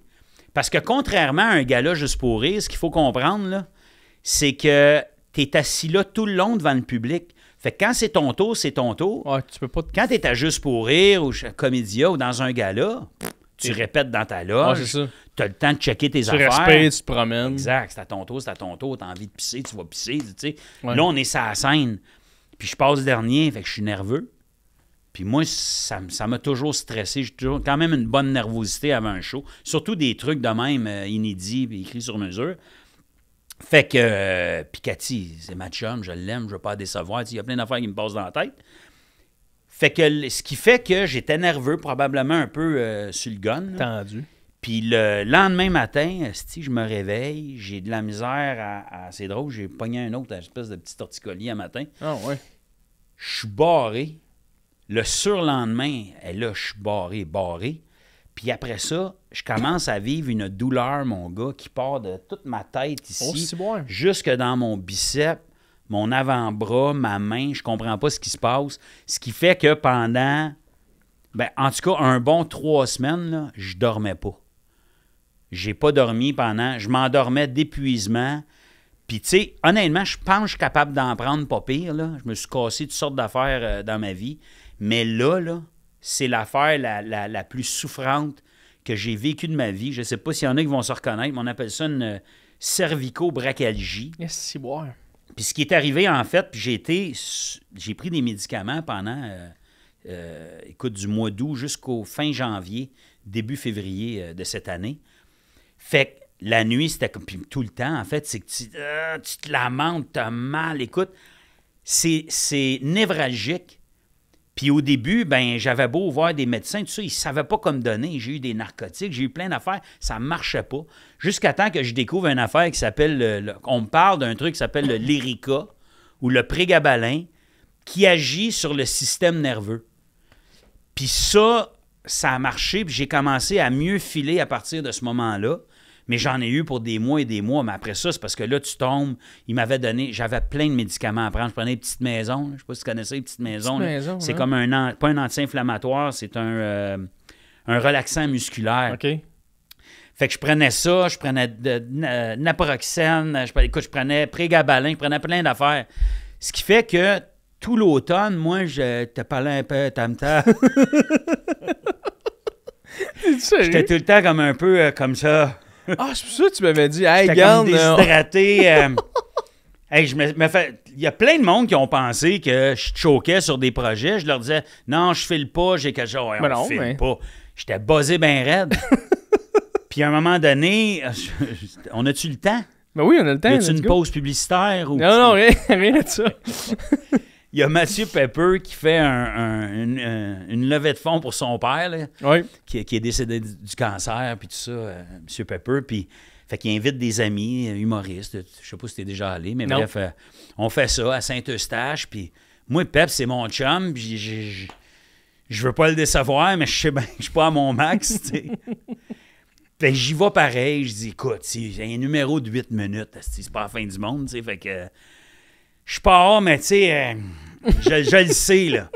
J'étais tout le temps un peu déshydraté, puis je parlais tranquillement, puis mes idées venaient pas, puis j'avais pas de mémoire, puis j'étais pas vif, là, tu sais, j'étais un petit peu comme ça tout le temps, pour geler le mal, puis tout ça, puis guérir un jour. Fait que là, je me rends là-bas, Corinne Côté sur ce show-là, Pepper, évidemment, qui d'autre qu'il y avait? Ah, Mike Ward était là. Puis là, je le dis à la gang, juste avant le show, je dis... Je suis pas capable de me souvenir de mes lignes. Puis je fais un numéro, puis j'essaie de m'en rappeler dans la loge. Puis je dis, on fait des italiennes, on fait notre texte bien vite, puis je suis pas capable de le faire. Puis là, je commence à avoir une petite boule dans le ventre, puis je suis nerveux. Je dis, qu'est-ce qui va arriver? Qu'est-ce que je fais ici? j'aurais dû y dire, puis là, je vais-tu y dire, mais là, il est tellement content, puis il part, puis là, le show commence. Hostie. Puis là, je suis en coulisses, puis je vais voir Corinne. Là, je dis à Corinne, « Hey, ça n'a pas d'allure, Corinne, je suis pas capable de me rappeler de mon texte, tu sais, puis je parle un peu de même, puis Corinne, elle dit, ben ouais, on pète, ça va revenir, puis je suis pas sûr que ça va revenir, je peux dire, j'étais pas bon. Là, je m'en vais en arrière du rideau, je me bouche les oreilles, parce que j'étais pas qu'à tout me déconcentrer. Ouais. Là, j'entendais l'humoriste sur scène, puis là, j'essaie de me rappeler de mon texte, puis là, je viens en bout de me souvenir d'un petit bout, c'était à peu près une minute. Mais là, après, c'est blanc, là, je me souviens pas, je suis supposé de connaître ça, moi, ce sketch-là. Là, je vais voir Mike.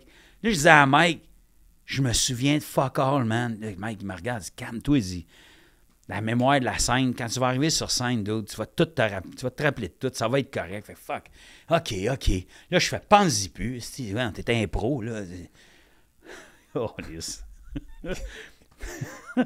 J'arrive sur la scène, aussi. Là, c'est 100 fois pire. C'est comme... Tu sais, quand t'es stone tout seul, puis tout va bien, t'écoutes un film, tu manges tes chips, tout va bien, puis tout à coup, ta mère t'appelle. Puis là, t'es comme, BAM! Là, t'es stone. Là, faut que je sois normal. Le moment où il faut que tu sois normal. Fait que moi, je m'en rends pas trop compte de ma médication parce qu'on m'a pas mis à l'épreuve, là. Je rentre sur scène, présentation, la salle est pleine à Sainte-Thérèse, à Saint-Eustache. Et là, je suis devant le monde, puis je commence mon numéro, puis 2 blancs en 1 minute, je fais une joke, tout ça. Puis à un moment donné, je me dis, j'ai peut-être été là maximum 2 minutes, puis j'ai fait comme, non, je me rendrai pas au bout de cette affaire-là. C'est sérieux? Je te jure, fait que là... Je regarde le... Puis là, il y a des hosties de spots, là. Oui. Puis moi, je suis sensible à tout, la lumière. Ça fait 6 mois que j'ai pas vécu ça, là, j'exagère, mais là, hostie... Fait que je dis au monde, « Hey, savez-vous quoi? » Puis je dis dans le micro, « Je suis gelé comme une bille. » Puis là, tout le monde part à rire. Puis j'ai dit, je vais être honnête, je vais leur dire, je dis, je suis pas capable de faire le show. J'ai essayé. Je suis venu, mais Chris... Je vois juste les lumières, vous, madame, tabarnak, vous me faites peur, puis tu sais. Puis là, je commence à improviser, puis ça marche? Là, ça marche, j'ai du fun en mort. Mais je sais pas si vous avez déjà été malade. Moi, je fais une affaire qui s'appelle, c'est ma C7. Juste pour te dire, en passant, ce qui se passe, c'est que j'ai su après que je faisais une hernie, probablement depuis toujours, puis je le savais. J'ai toujours eu mal au cou, mais des problèmes de cou. Fait que quand j'étais au show de Cathy Gauthier, je te disais tantôt, je regardais à droite, l'hernie est sortie. Puis le disque, en fait, puis il a pincé un nerf. OK, c'est ça. Puis il a usé le nerf, puis c'est pour ça que ça... Bon.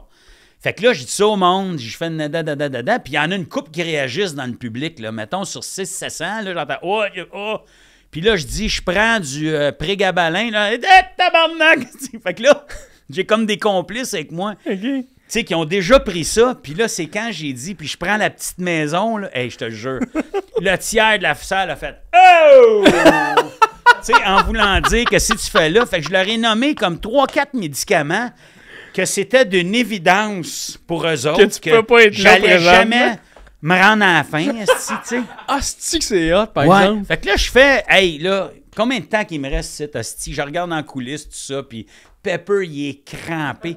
Tout le monde rit de moi. Fait que là, il y a un gars dans la salle qui crie « Simon et Henri! » Puis il fait juste crier ça de même. Non, avant, je dis au monde, bon, ben, regarde, je sais pas quoi faire, fait que... Puis là, je m'assois sur le bord de la scène, je vais prendre des questions. J'étais en show, là, imagine comment c'est professionnel. Wow. Fait qu'il y a 2 personnes qui me posent une couple de questions, puis il y en a un qui dit, pourquoi tu fais pas Simon et Henri? Je dis, je peux pas faire Simon et Henri, je viens de te dire que je suis gelé, câlisse, puis là, je déconne. Je pense que c'est Pepper qui a un extrait de ce show-là, de ce soirée-là. Puis là, j'ai dit, anyway, j'ai dit, je peux pas faire Simon et Henri, Mike Ward n'est pas là. Mais là, je dis ça, j'ai déjà oublié que Mike Ward, il est là. Fait que là, le gars écrit, ben oui, il est là. Il est sur le poster. Il est annoncé. Ouais, puis là, je regarde en coulisses, puis je vois Mike. Mais là, je dis, je veux pas faire ça à Mike. Je veux pas. Je dis, Mike, il est pas arrivé encore, tu sais. Fait que là, le monde, bouh, hey, comment? Là, je commence à me battre avec le public. Là, ferme-nous ta gueule. Puis là, on niaise, puis tout ça. Et à un moment donné, j'entends de même. Oh non! Je te jure, là, ça se peut pas ce que je te raconte là. Bon. Mike, il rentre en faisant Henri. Aïe, aïe, aïe. Puis il y avait un tabouret sur scène, il y avait un stool. Mike, il rentre avec un tabouret. Non, même, puis il vient me rejoindre. Puis là, moi, je fais comme non, hey, là, hostie. Oh, tabarnak. Fait que moi, mon réflexe, c'est de faire. Puis là, les deux. Vous avez improvisé. On a improvisé pendant je sais pas combien de temps. Tabarnak. Mais quel est-ce de cadeau? Ah, c'était malade. C'était malade. Pepper, après, il dit je peux pas croire que j'ai été témoin de j'ai dit, moi non plus, puis lui non plus, puis personne non plus. C'était comme juste un moment spontané, puis Mike, je l'ai trouvé hot de faire ça. Il a embarqué dans le bateau. Ouais, il a dit, quand même, m'aller sauver mon chat. Ouais, c'est ça, m'aller lancer une petite dur en esti. Mais pour vrai, tu vois ça, tu fais, je peux pas le faire, Chris. Ah, il est là, il est en train de dire, Chris, je peux pas faire mon numéro de toute façon. L'autre, il écrit ça dans le public. Tu dis, on leur donne. Let's go, fuck it. Puis j'ai aidé, là, j'ai dit qu'il était pas arrivé encore. J'ai dit d'un coup qu'il... je le voyais, puis il n'y avait pas une face de gars qui ça avait l'air d'être tenté tant que ça. Là, quand je l'ai regardé, je me suis juste dit je ne le mettrais pas dans la merde, mais là, quand j'ai entendu ça... Écoute, mais y a-tu fait un numéro après ou il a fait fuck it, c'est ça que j'ai fait? On a fait 10 minutes, je pense. Si on a mais Mike tout seul, après, il a-tu fait de quoi ou non? Oui, il a fait de quoi après, plus tard, lui. Mais non, nous autres, tu sens bon, puis on s'est liché 3-4 fois, comme d'habitude, tu sais. Wow! Puis là, on a déconné, mais ça a été... tu sais, il y a du monde du public après ça qui m'ont écrit sur mes réseaux sociaux dire « Asti, on a eu du fun. » Mais nous autres aussi. Tu sais, c'est ça. Ce qui est le fun d'un show puis de faire des spectacles dans la vie, là, c'est ça. On parlait de partage tantôt puis d'échange. Moi, je ferais jamais ce métier-là si c'était pas du partage puis de l'échange avec le monde puis le public. Tu sais, je parle pas de répondre à des DM là, sur Instagram. Là. C'est pas ça. Pas cet échange-là. Là. Non, l'échange. Tu sais, de vivre des moments comme ça. Puis c'est pour ça qu'à pendant la COVID, moi, j'ai trouvé ça bien tough. Puis, tu sais, il y a toute une génération que j'ai admiré d'être capable d'être debout dans la cuisine puis faire du stand-up devant du monde sur Zoom. Parce que moi...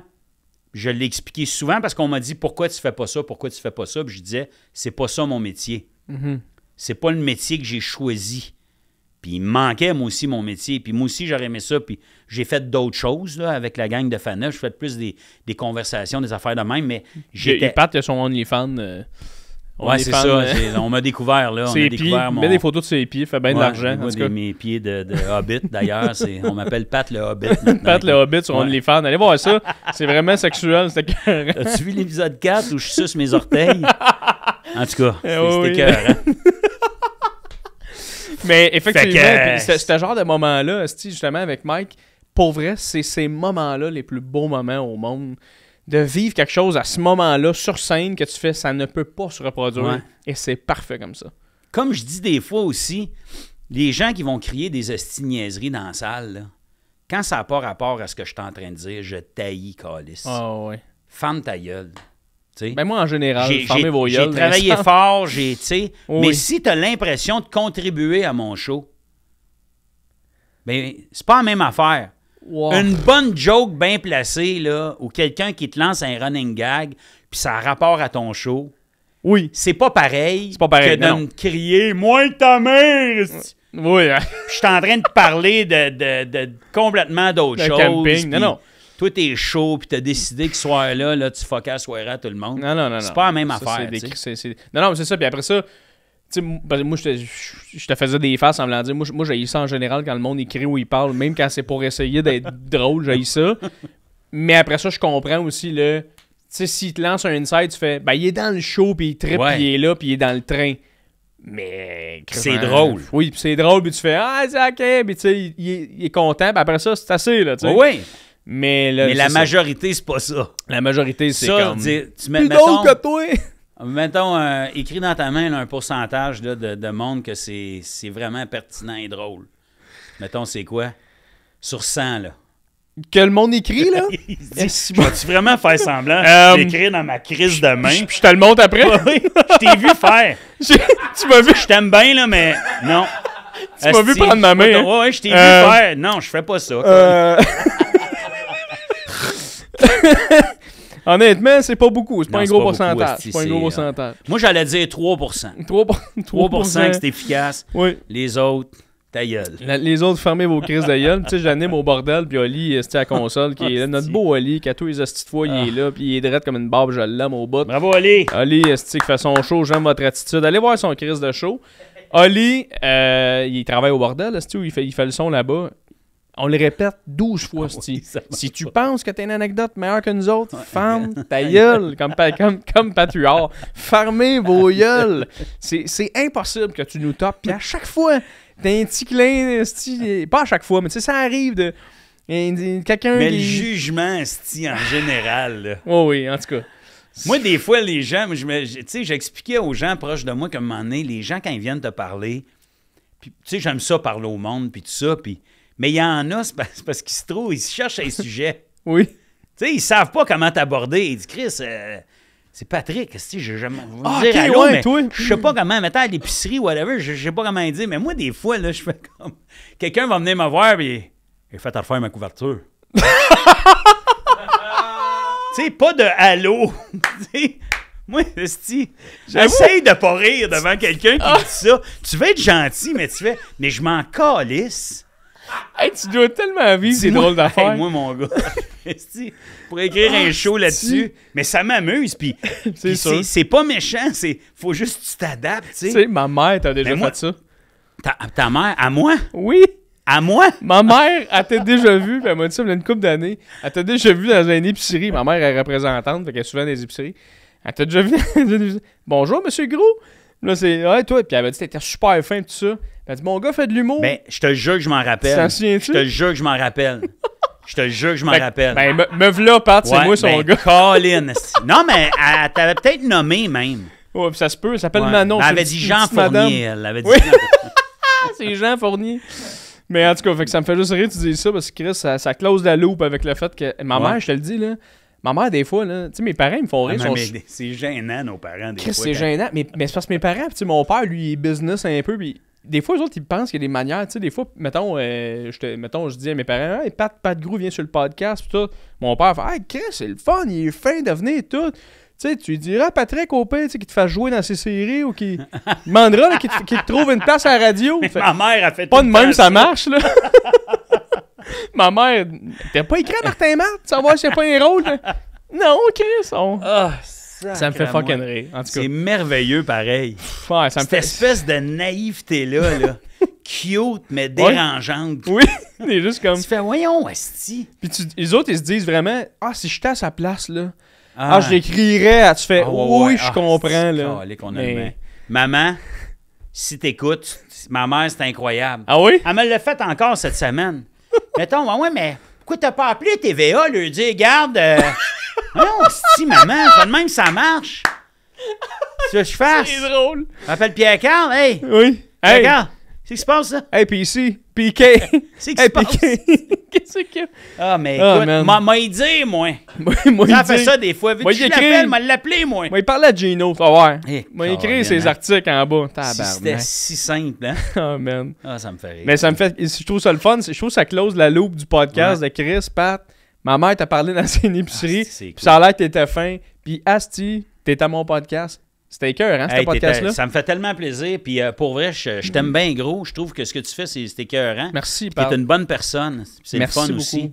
J'aurais pu jaser avec toi pendant des heures. Ben, moi aussi, sérieusement. Mais Chris, on a des... Je paye l'heure ici. Puis comme je t'ai dit, je suis passé de 12 000 à 13 000. Fait on va attendre un peu. Mettons que je t'en paye une autre heure. Tu restes-tu? C'est un peu comme la main, hein? Et qu'est-ce que ça me tente pas? Comment je pourrais aider? Laisse-moi faire des calculs, là. Hey, un gros merci. Hey, c'était écœurant. Vraiment cool, sérieusement, c'était vraiment le fun. J'ai hâte de te croiser bientôt. Tu reviendras au bordel, là, Steve? Ben oui, je le sais. T'es passé l'autre fois. T'as aimé ça, le gang show? Oui, j'aimais ça, mais c'est ça. Tu veux-tu repartir, là? Ou... Non. Oui, j'aimais ça, le gang show. J'ai podcast bien aimé numéro 2. Ouais, moi, je fais des podcasts, Pat, qui s'appellent J en famille. C'est des podcasts que je mets juste sur mon Patreon. Puis je reçois juste des amis humoristes, des collègues qu'on s'entend bien, des bonnes gangs, des bonnes gangs d'amis. Puis, Chris, si tu veux venir amener avec Pino, cool. Puis Pepper, puis on raconte des anecdotes. Ça, c'est 3 heures de temps, puis on prend un verre, puis c'est fun au bout, là. Fait que Chris, tu viendras avec nous autres, ça peut être le fun. Good. Let's go! Je vais être là comme une tache de marde. Ben, je l'ai avec les petites maisons, là. On prend toute une petite maison. Hey, pour vrai, ça serait le fun. Ça y tente. Ouais. On prend toute une petite maison, mais on fait le podcast. Maison, puis 16 onces de vodka. On fait confiance à la vie. Merci, Pat, d'avoir été là. Merci à toi.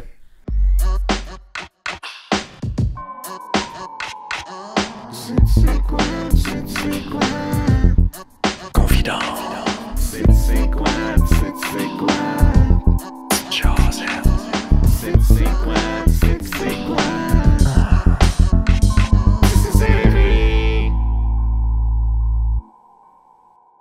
C'est ce qui m'a fait à l'épisode. Viens me dire que t'as pas pleuré de rire tout l'épisode avec Oli puis moi aujourd'hui.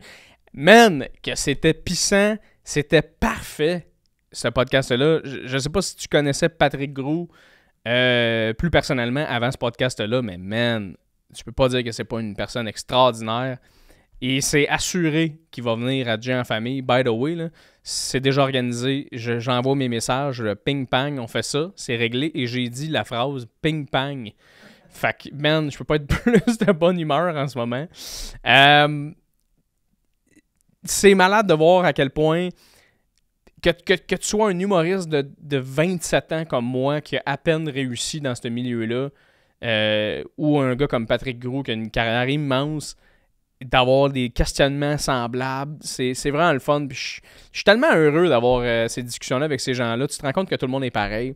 Tout le monde est tellement humain. Puis je trouve ça cool parce qu'après ça, on a jasé avec Pat de Patreon, de trucs qu'ils connaissaient un peu moins. Puis on était comme, hey, ce serait cool, il y aurait peut-être des idées à faire avec ton Patreon. Fait que, qui dit peut-être que Pat va sortir un Patreon avec tout le show, toutes les saisons du gros luxe. T'sais, on le sait pas. On le sait pas. Mais c'est cool. C'est qu'on est chanceux. Je suis tellement privilégié, man, d'être ici. C'est malade. Fait que merci d'avoir écouté l'épisode Tout le monde avec Patrick aujourd'hui. Ça a été un grand bonheur. Et je vous rappelle encore une fois que je fais mon spectacle le 21 juin au bordel. Fait que venez si ça vous tente de venir, si ça vous tente d'acheter les billets, ça serait vraiment incroyable. Puis c'est ça la gang, trippé. Comme je l'ai dit aussi, Oli c'est mon sonorisateur, mon gars de son. Oli Foy, F-O-Y, ok? Il est humoriste aussi, ce gars-là, puis il fait son show en ce moment. J'aime votre attitude. Allez voir ce qu'il fait, Oli Foy, sur son Instagram. Allez liker ce style-là. Man, il travaille 72 heures par jour, Oli. Merci d'être là. Je t'apprécie aussi. I'm grateful. I'm grateful. C'est ça en ce moment que j'ai le goût de dire. C'est le mot de la journée. C'est je sais pas comment le dire en français. Grateful, je m'haïs, Chris. Je suis reconnaissant. Je suis reconnaissant de vivre tout ça. Fait que merci beaucoup d'avoir été là au podcast et je vous laisse là-dessus. On se revoit dans un autre épisode la semaine prochaine avec un autre épisode, tout le monde. Mais vous êtes incroyables. Je vous aime. Merci d'être là. Thanks to be along with me in the... Dernière crise de fois, je parle en anglais à la fin de mon podcast. Merci d'avoir été là, tout le monde. Ciao!